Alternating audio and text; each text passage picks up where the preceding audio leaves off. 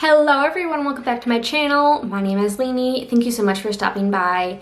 In today's video, we're going to be doing an update to the PanningPunk Project Pan. So if you're interested in seeing that, then just keep on watching.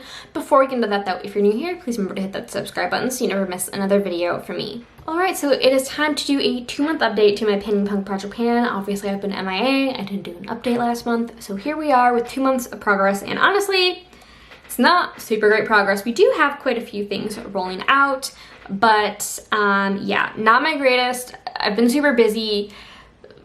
I went on vacation, I moved, had a lot of no makeup days. You're probably tired of hearing me say this, but let me just go through what I have. I have 6 items here.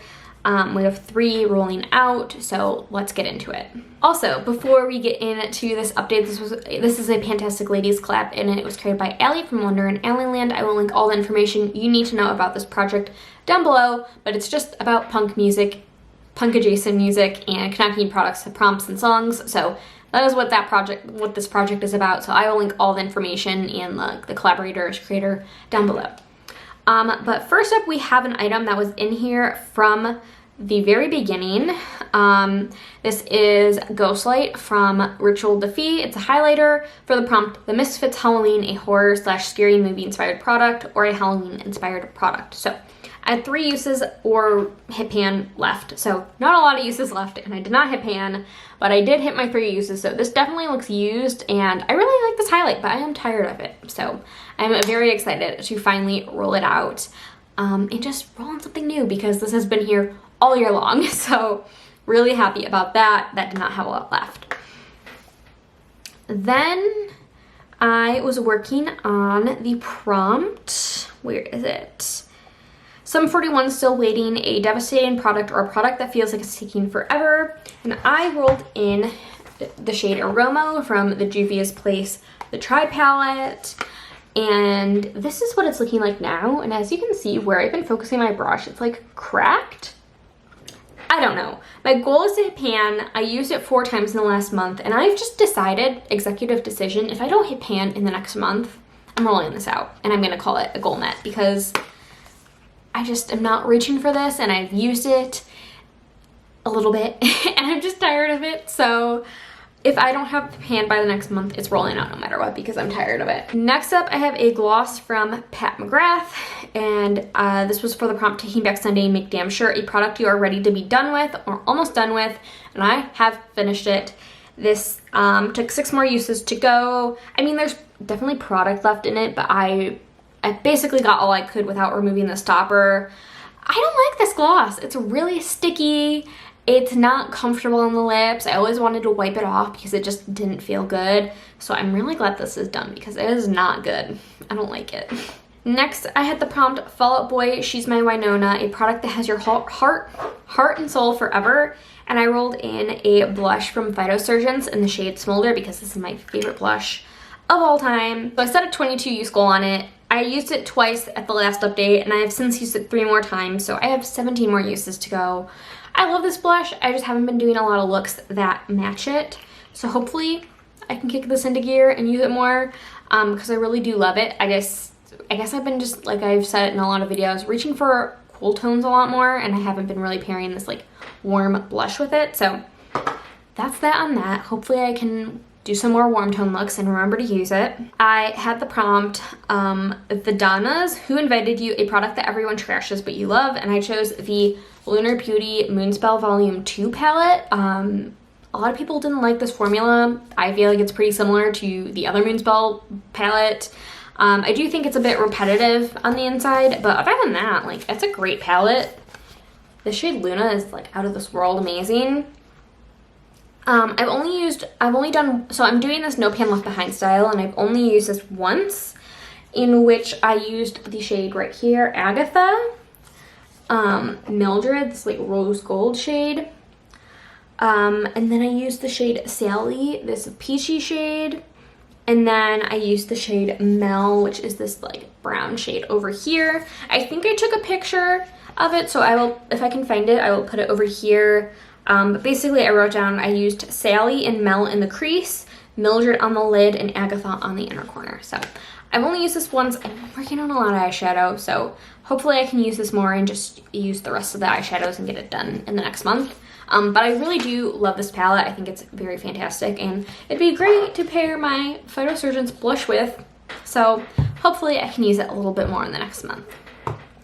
And lastly, I had the prompt Misery Business, or Paramore Misery Business, a product from a brand that is only known for one thing. And I chose the Menagerie Nostalgia Bath Whip. Clearly I've pretty much finished this. I'm counting it as finished because they're known for their makeup, their eyeshadow primarily, but they also have lipsticks and blushes and highlights. This was nice. I wouldn't repurchase it. I felt like you needed to use a lot to get anything out of it. I used this a total of 7 times, and I would not repurchase it just because it just took a lot to get really sudsy, and I felt like it just kind of slipped off my skin before I could even like cleanse myself. So yeah, it was fine. It had like a very faux, fake berry scent to it, so it wasn't my favorite, but I used it and we are rolling that out. So that means we have 3 prompts to roll in.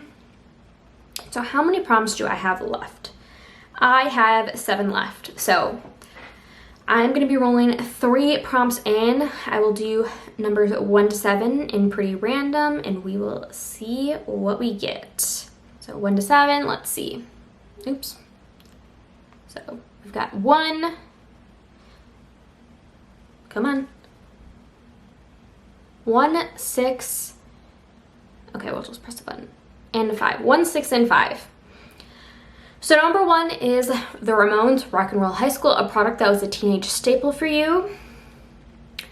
Number 6 is X Johnny Hit and Run Pauline, a overhyped product or a product that you were naive about because of the beauty community. And then I got prompt number 5, which is Panic at the Disco High Hopes, a product that you have high hopes for or a product that you hope you can reach your goal on. Fun fact, I once met Brendan Urie after a Panic at the Disco concert. It is probably the worst picture of myself ever. I will pop it up here, by the way. This was 2011, so like 11 years ago, at the very end of my freshman year of high school. It was one of the best moments of my life. I wish the picture turned out better, but I met Brendan Urie and he was so nice. He accidentally elbowed me and he apologized to me. But yeah, I'm gonna take a moment, figure out what I want to do for these prompts, and I'll be right back. Okay, I am back. I picked out my products. Let's get into it. So first up, I had the Ramones Rock and Roll High School, a product that was a teenage staple for you, which was either eyeliner or foundation. So I went with eyeliner because I have always loved eyeliner. Eyeliner of all shapes and sizes, of all sizes, of all colors. I had many different colored pencil liners. I remember getting the really long 99-cent Wet n Wild sharpenable pencil liners. But I decided to pick out my Milani Stay Put eyeliner in the shade Moss Boss. I love this eyeliner. It is the most gorgeous olive green, and it stays in the waterline so well. I absolutely loved it. I've already used it so much. I'm gonna just put a 15 use goal on this just to rotate it through and see how I do with that. So rolling that in for eyeliner, a teenage staple for me. And then I got Johnny Hit and Run, or X Johnny Hit and Run Pauline, an overhyped product or a product that you were naive about because of the beauty community. And I feel like for the most part, I don't